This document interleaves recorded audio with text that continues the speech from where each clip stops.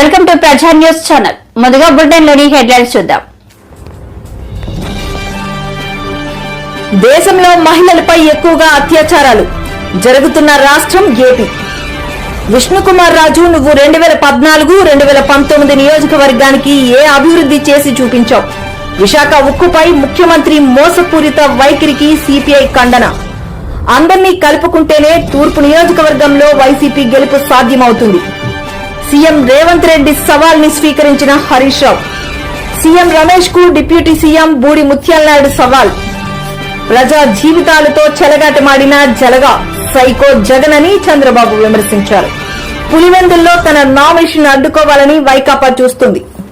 అధ్యక్షత వహించిన సోదరుడు, మీ వార్డ్ కార్పొరేటర్, మీరిచ్చిన అవకాశాన్ని సద్వినియోగం చేసుకుని నిజాయితీగా, నిస్వార్థపరుడుగా, ఎక్కడా కూడా ఒక రూపాయి కూడా అవినీతి లేకుండా నిస్వార్థపర రాజకీయ నాయకుడిగా మీ వార్డుకి సేవలు అందిస్తున్న సోదరుడు శ్రీ వావులపల్లి ప్రసాద్ గారికి, ఈరోజు ఈ ప్రచారానికి గౌరవ అతిథులుగా విచ్చేసిన వైఎస్ఆర్ కాంగ్రెస్ పార్టీ జిల్లా అధ్యక్షులు, డిసిసిబి చైర్మన్ సోదరులు శ్రీ కోలా గురువులు గారికి, సోదరులు, నా మిత్రులు, నాకు అత్యంత ఆప్తులు, మీ మాధవ్ ద్వారా ముద్దు బిడ్డ, ఈరోజు మీ అందరి గౌరవాన్ని కూడా పెంచే విధంగా విశాఖపట్నంలో బిఎంఆర్డీఏ చైర్మన్ గా ఈరోజు బాధ్యతలు స్వీకరించిన సోదరులు సనపల్లి చంద్రమౌళి గారికి, సోదరి, ఎంతో ఉత్సాహంగా రాజకీయాల్లో ప్రజలకు సేవ చేయాలి, రాజకీయాల ద్వారా ప్రజలకు అందుబాటులో ఉండాలని ఏ కార్యక్రమం అయినా సరే ఎంతో ఉత్సాహంగా ఒక మహిళలకు అందరికీ కూడా ఆదర్శంగా నిలిచే విధంగా ఈరోజు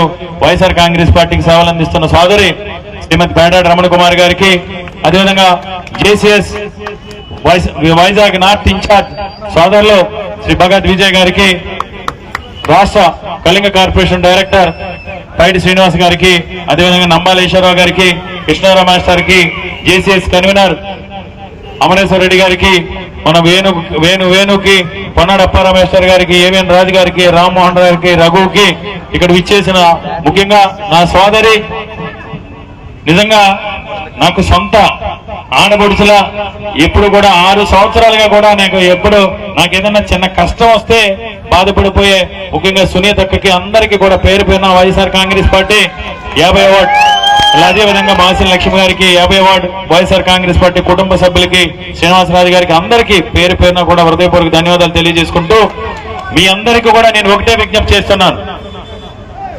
ఈరోజు 2014 నుంచి 2019 వరకు బీజేపీ, జనసేన, తెలుగుదేశం పార్టీ కూటమి ఆధ్వర్యంలో మన ఉత్తరాంధ్ర ప్రాంతానికి ఏ విధంగా అన్యాయం జరిగిందో మీ అందరికీ కూడా తెలిసిందే. అపారమైన వనరులుండి, సుదీర్ఘమైన తీర ప్రాంతం ఉండి, మంచి మనుషులుండి, మనుషుల్లో టాలెంట్ ఉండి ఈ ప్రాంతం వెనకబడిందంటే దానికి కారణం చంద్రబాబు నాయుడు మాత్రమే.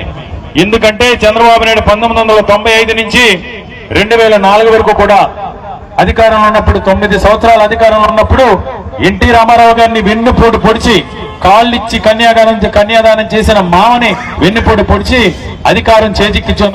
దేశంలో మహిళపై ఎక్కువ అత్యాచారాలు జరుగుతున్న రాష్ట్రం AP. TDP MP Rammohan Naidu అన్నారు. మహిళకు మళ్లీ రక్షణ కావాలంటే కూటమి అధికారంలోకి రావాలని చెప్పారు.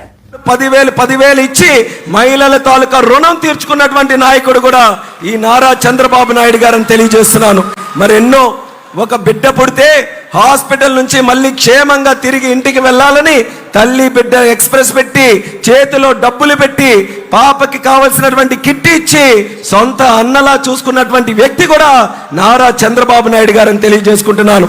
ఆయనకు ఒక నమ్మకం, ఎక్కడైతే స్త్రీలు పూజించబడతారో దేవతలు అక్కడే ఉంటారనేటటువంటి సామెతని నిజం చేయాలన్న ఆలోచనతో స్త్రీలు పూజించుకొని ముందుకు వచ్చాడు. కానీ జగన్మోహన్ రెడ్డి ముఖ్యమంత్రి అయిన తర్వాత ఈ రాష్ట్రంలో రాక్షసుల్ని తయారు చేశాడు. ఆ రాక్షసుల్ని తిరిగి ఆ అత్యాచారాలు చేయడానికి మహిళల మీదకు వదిలాడు. ఈరోజు భారతదేశంలో అత్యధికమైనటువంటి అత్యాచారాలు మహిళల్లో జరుగుతున్నటువంటి రాష్ట్రం ఏదంటే మన ఆంధ్రప్రదేశ్ రాష్ట్రం అని సిగ్గుచేటుతో మనం చెప్పుకోవాల్సినటువంటి పరిస్థితి వచ్చింది. అటువంటిది మళ్ళీ మహిళలకి రక్షణ కావాలన్నా, మహిళలకి ఆర్థికంగా లబ్ధి చేకూరాలన్నా, మహిళలు మళ్ళీ ఆనందంగా వాళ్ళ కుటుంబాలు ముందుకు నడిపించాలన్నా అది చేయగలిగినటువంటి దమ్ము సత్తా మళ్ళీ మన చంద్రన్నకే ఉన్నాయన్న నమ్మకంతో ప్రతి ఒక్క ఆడపడుచుకి కూడా పిలుపునిస్తున్నాను. రాబోతున్నటువంటి ఎన్నికలు మీ మీద చాలా పెద్ద బాధ్యత ఉంది. ఒక్కసారి తప్పు చేశాం, తప్పు చేసిన వల్ల ఈ 5 సంవత్సరాలు కూడా అనేక విధాలుగా మనం నష్టపోయాం.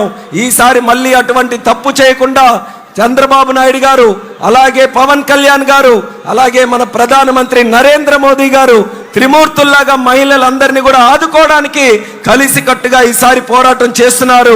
ఆ కూటమిని మీరందరూ కూడా ఆశీర్వదించి రాబోతున్నటువంటి ప్రభుత్వం మళ్ళీ మీరందరూ కూడా చక్కగా ఆశీర్వదించి మనస్ఫూర్తిగా స్వాగతం పలకాలను కూడా ఈ సందర్భంగా తెలియజేసుకుంటున్నాను.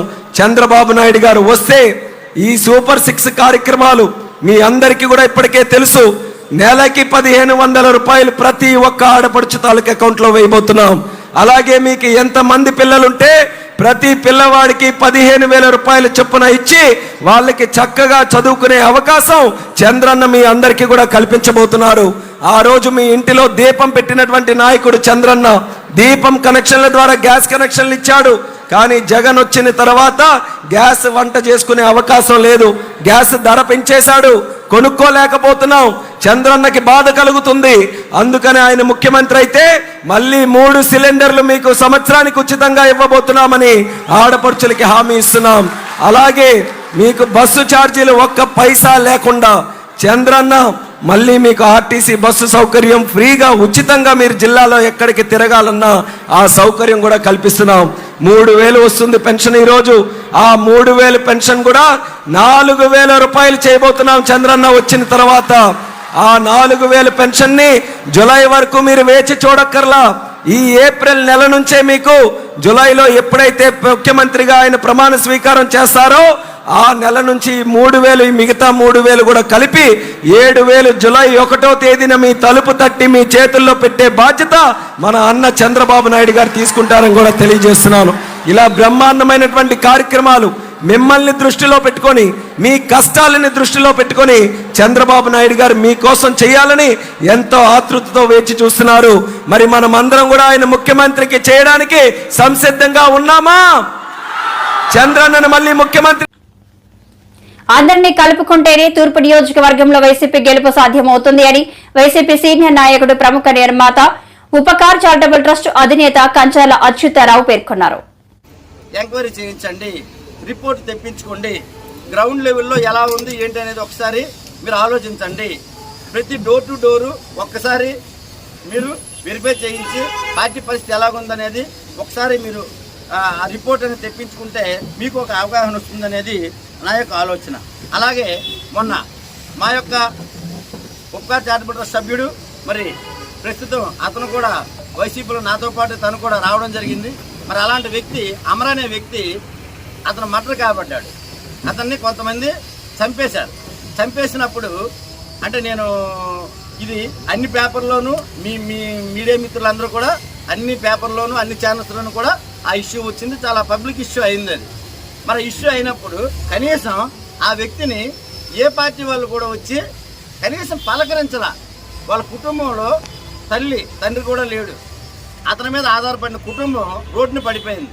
మరి అలాంటి వ్యక్తిని కనీసం ఎవరు కూడా వచ్చి ఏ రోజు కూడా పలకరించే పాపం లేదు. ఏమంటే మాకు తెలియదు అంటున్నారు. ఇప్పుడు ఈ పేపర్లో టీవీలో వచ్చినప్పుడు ఒక ఇష్యూ జరిగినప్పుడు ఇలాంటి పరిస్థితుల్లో ఏ నాయకుడైనా కానీ వచ్చి వాళ్ళని పరామర్శించి వాళ్ళకి తగిన సహాయాన్ని చేయాలి. చేయకపోగా మాకు తెలియదు, మాకు ఆ విషయం మా దృష్టి రాలేదు అని చెప్పి మాట్లాడితే అది హాస్యాస్పదంగా ఉంది. ఎందుకంటే మరి అలాంటి వ్యక్తి కొన్ని వందల మందికి సపోర్ట్ ఉన్న వ్యక్తి, కొన్ని వేల మందికి సహాయ సహకారాలు ఈ ఉపకార్ చారిటబుల్ ట్రస్ట్ ద్వారా చేసిన వ్యక్తి చనిపోతే కనీసం పార్టీ నుంచి ఏ ఒక్కరు కూడా వచ్చి అక్కడ సపోర్ట్ చేయకపోవడం చాలా బాధ అనిపించింది. చాలా దాని గురించి మా యొక్క టోటల్ టీం అంతా కూడా చాలా దిగ్భ్రాంతిని వ్యక్తం చేస్తూ ఉన్నాం. ఎందుకంటే అలాంటి ఒక కార్యకర్తకే ఇక్కడ ఇబ్బంది జరిగినప్పుడు, ఆ కార్యకర్తకి అన్యాయం జరిగేటప్పుడు మరి పార్టీ అండదండలు అనేది ముఖ్యం. మరి అలాంటప్పుడు ఎవరైతే ఉన్నారో పార్టీ పెద్దలు వాళ్ళు కనీసం ఈ రోజు వరకు కూడా ఫోన్ చేసి, అది కూడా నేను డైరెక్ట్ ఇన్ఫర్మేషన్ ఇవ్వడం జరిగింది. ఇన్ఫర్మేషన్ ఇచ్చిన తర్వాత కూడా వాళ్ళు వచ్చి కనీస పరామర్శ కూడా ఆ కుటుంబాన్ని ఈ రోజు వరకు చేయకపోవడం కొద్దిగా బాధ అనిపిస్తుంది.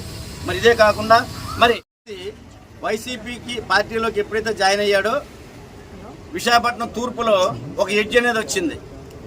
నేనైనా గొప్ప అనేది ఏం కాదు, కానీ కంచెల అచ్యుతరావు గారు రావడం వల్ల తూర్పుకి చాలా ప్లస్ అయింది, విజయావకాశాలు మెరుగుపడ్డాయని చెప్పారు. మరి అలాంటి పరిస్థితుల్లో నేను ఏదైనా ఒక పని చేస్తే కదా, ఇప్పుడు ఓటింగ్ అనేది 3 రోజుల ముందు తెలిసేది. 3 రోజుల ముందు ఎవరు గెలుస్తారో ఎవరు ఓడతారో అది తెలిసే విషయం. ఇప్పుడు ఎన్ని మనం చేసుకున్నా ఏం చేసుకున్నా 3 రోజుల ముందే మన తాలూకా టోటల్ చరిత్ర అనేది తెలిసిపోతుంది. ఈ రోజు మనం ఏ కార్యక్రమాలు చేస్తున్నాం ఏం చేస్తున్నాం అంటే ఓన్లీ పబ్లిసిటీ స్టంట్స్ మాత్రం. ఇవన్నీ కూడా పబ్లిసిటీ స్టంట్సే. కానీ ఓటేసే వ్యక్తి మాత్రం 3 రోజుల ముందే డిసైడ్ అవుతారు. చాలా మంది ఫోన్లు చేసి మా కార్యకర్తలని, మమ్మల్ని, మా చారిటబుల్ ట్రస్ట్ సభ్యులు అందరిని అడుగుతున్నారు. చాలా మంది ఏమని అడుగుతున్నారంటే, సార్ ఎవరికి ఓటు వేయమంటున్నారు సార్ అని చెప్పని. ఎవరికి ఓటు వేయమంటారని సార్ అంటే వాళ్ళకి తగిన మెసేజ్ని నేను ఇవ్వలేకపోతున్నా. అంటే ఓపెన్గా మీకు చెప్పే విషయం ఏంటంటే, నేను వాళ్ళకి ఇవ్వలేకపోతున్న మెసేజ్ని ఎవరికి ఓటు వేయాలంటే చెప్తాం ఆగండి అని చెప్పిన అనే పరిస్థితి ఏర్పడిపోతుంది. వైసీపీ పార్టీలో ఉండి మీరు ఓటు ఎవరికి వేయాలని చెప్పలేకపోతున్నారంటే కరెక్ట్ కాదు. లాస్ట్ టైం కూడా మీరు బీజేపీలో జీవీఎల్ గారిని కలిశారు, నెల కాకుండానే మీరు దేనికి వచ్చారు? దీనికి జీవీఎల్ గారికి కలవడం అనేది మర్యాద పూర్వకంగా జీవీఎల్ గారిని కలిసాము. మర్యాద పూర్వకంగా జీవీఎల్ గారిని కలిసాము. టికెట్ ఆశించి కలిసినట్టు లేదు, అది ఎక్కడ పేపర్లో కాదు, ఎక్కడ కాదు, మీరు టికెట్ కాదు కదా, ఏం కాదు కదా. లేదు, మర్యాద పూర్వకంగా జీవీఎల్ గారిని కలిసాము. ఇలాంటి ప్రతికూల పరిస్థితులు అంటే ప్రాబ్లమ్స్ ఉన్నాయి కనుక ఈ టైంలో వాదనలు పడడం, గొడవపడడం ఎలా మీరు నెక్స్ట్ రావాలనుకుంటున్నారు? ఇక్కడ ఈస్ట్ నియోజకవర్గంలో కలిసికట్టుగా పనిచేస్తే వైఎస్ఆర్సీపీ 30,000 మెజార్టీతో గెలుస్తుంది. అందులో సమస్య అయితే లేదు. ఎందుకంటే ఇక్కడ వైఎస్ఆర్సీపీ పార్టీ అనేది చాలా బలంగా ఉంది, కేడర్ అంతా బలంగా ఉంది. ఇక్కడ మనం ఏదైతే మనం చేస్తున్నామో, ఏవైతే యాక్టివిటీస్ చేస్తున్నామో అందరూ కలుపుకుంటూ వెళ్ళాలనేదే నా కోరిక. ఇదే వైఖరి కంటిన్యూ అయితే ఇదే పార్టీలో నెక్స్ట్ మీ స్టాండర్డ్. నేను జగన్మోహన్ రెడ్డి గారికి మాట ఇచ్చి వచ్చా. కంచెల అచ్యుతరావు అనే వ్యక్తి ఎప్పుడైనా మీరు అబ్జర్వ్ చేసుకోండి, ప్రజారాజ్యం పార్టీ తరువాత వ్యక్తులను కలుస్తూ ఉంటాం. తెలుగుదేశంలో కూడా నాకు ఫ్రెండ్స్ ఉన్నారు.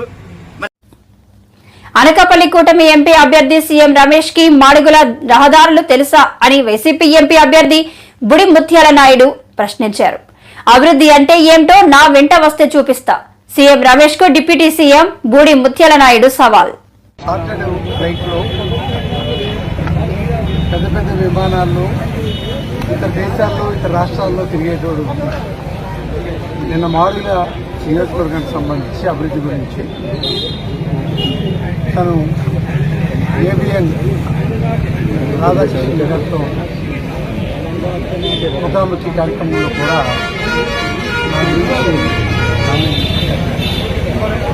ఆ కామెంట్లకి ధీటుగానే సమాధానం చెప్తున్నాను.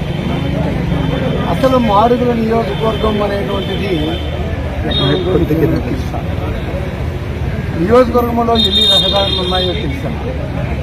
ఆ రహదారులు ఆర్ఎండ్బి డిపార్ట్మెంట్ కింద ఉన్నాయి, పిఆర్ డిపార్ట్మెంట్ కింద ఉన్నాయి అనేటువంటిది మీకు ఏమైనా ఆలోచన ఒక్కసారైనా పార్లమెంట్కి పోటీ చేస్తున్నావు, మాడుగుల నియోజకవర్గం రోడ్లు గుండా ఎప్పుడైనా నువ్వు ప్రయాణం చేస్తావు?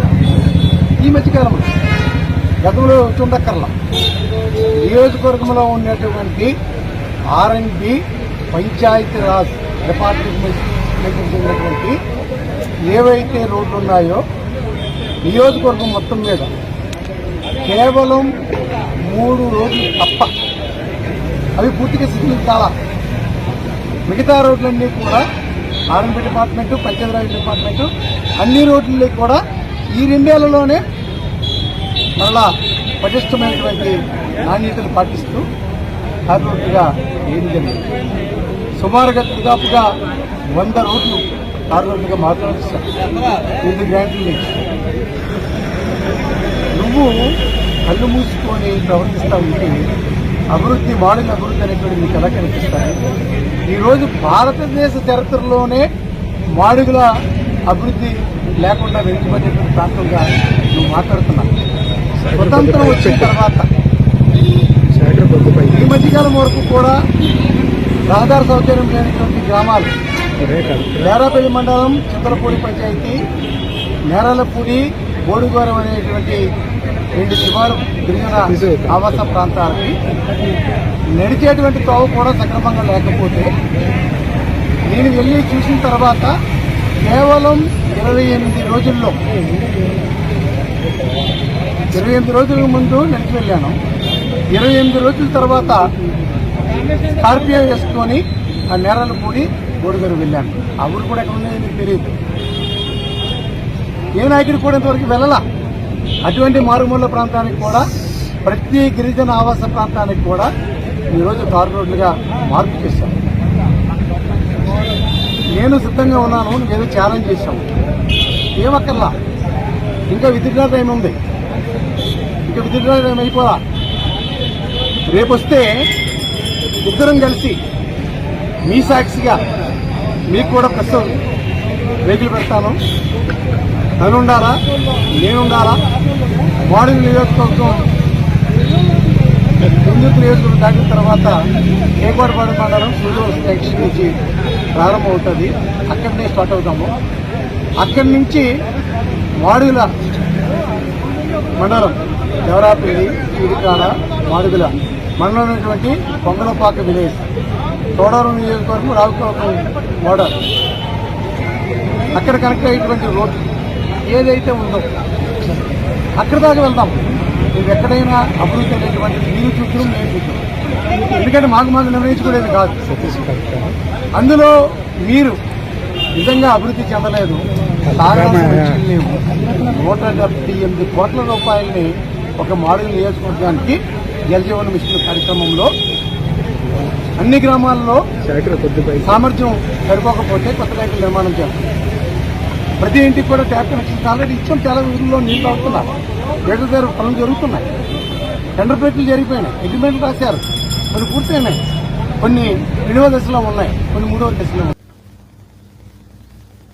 పులివెందులలో తన నామినేషన్ అడ్డుకోవాలని వైకాపా చూస్తుందని వివేక హత్య కేసులో అప్రూవర్ జై భీమ్ భారత్ పార్టీ అభ్యర్థి దస్తగిరి ఆరోపించారు. తమ పార్టీ ర్యాలీలోకి వైసీపీ కార్యకర్తలు ప్రవేశించి దాడికి కుట్ర చేస్తున్నారని ఆరోపించారు. 24న నామినేషన్ వేస్తానని చెప్పిన అయితే ఈరోజు ఎందుకు వేయలేదంటే దానికి కారణము జగన్మోహన్ రెడ్డి. ఎందుకు చెప్తున్నానంటే ఈ మాట, వైసీపీ టీడీపీ వాళ్ళు నేను కలిసి ఇక్కడ సెక్రటేరియట్ దగ్గర కలిసి ఇక్కడ అందరూ జాయిన్ అవుతాం కాబట్టి దాంట్లో పూర్తిగా రాళ్ళు, చెప్పులు, కట్టెలు వేసేదానికి ఒక ప్లాన్ చేసుకుని వస్తున్నారు వైసీపీ వాళ్ళు. అది అవినాష్ రెడ్డికి కానీ జగన్మోహన్ రెడ్డికి కానీ వ్యక్తిగత సహాయకులే నాకు ఇన్ఫర్మేషన్ ఇచ్చినారు. అయితే అందుకే నేను 25న జగన్మోహన్ రెడ్డితో పాటే నామినేషన్ వేయాలని అనుకున్నాను, వేస్తాను కూడా. అవినాష్ రెడ్డి కావచ్చు, జగన్మోహన్ రెడ్డి కావచ్చు, ఈ రోజున నా దగ్గరికి వచ్చే మనుషులను కానీ నేను పిలుచుకున్న నా నామినేషన్ ప్రక్రియ కాబట్టి నేను నా వ్యక్తిగత మనుషులను కానీ నా యొక్క సంబంధించిన కార్యకర్తలు కానీ పిలుచుకున్న తరుణంలో బైకులు కానీ కార్లు కానీ ఎక్కడా కూడా పెట్టకూడదు, ఇంకొకటి కూడా ఎక్కడా కూడా నిలబెట్టి మాట్లాడకూడదు అని చెప్పి ఆంక్షలు పెట్టి ఈ రోజున నా గొంతు నొక్కే విధంగా ప్రయత్నిస్తూ ఉన్నాడు జగన్మోహన్ రెడ్డి. ఈ రోజున నా కార్యకర్తలను కానీ నాకు నామినేషన్కి వచ్చే కార్యకర్తలకు కానీ బైకులకు కానీ కార్లకు కానీ ఎటువంటి ఇబ్బంది చేసినా కూడా మర్యాద ఇచ్చేది లేదు, ఎవరిని కేర్ చేసేది కూడా లేదు. అయితే ఈరోజు మీతో మెలేజ్ చెప్తానా, ఈరోజు నీ మీద ఖచ్చితంగా కూడా నేను గెలుస్తాననే మంచి నిర్ణయంతో, మంచి నమ్మకంతో నేను ఈ రోజున జై భీమ్రావ్ భారత్ పార్టీ తరఫున ఎమ్మెల్యేగా నిలబడినా. ఖచ్చితంగా కూడా మంచి నీకు పోటీ ఇస్తానని చెప్పి జగన్మోహన్ రెడ్డికి సవాల్ చేస్తాను.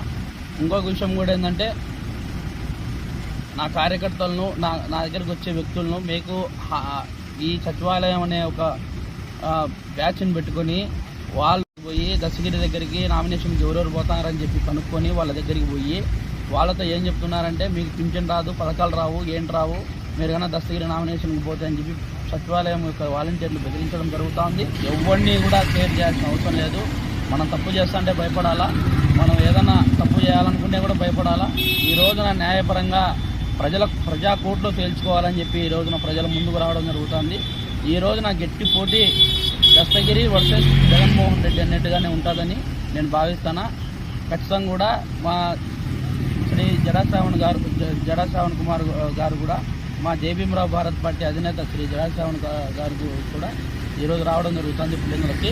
రేపు మేమిద్దరం కూడా నామినేషన్ వేస్తాము. మా అధినేత నేను కలిసి నా నామినేషన్కు ఆయన వస్తున్నాడు, మేము వేస్తాము. ఖచ్చితంగా కూడా మమ్మల్ని ఏ ఇబ్బంది పెట్టినా కూడా దానికి కారణం జగన్మోహన్ రెడ్డి, ఇది గట్టిగా చెప్తాడా. దానికి కారణం ఎవరు కూడా కాదు, అవినాష్ రెడ్డి, జగన్మోహన్ రెడ్డి.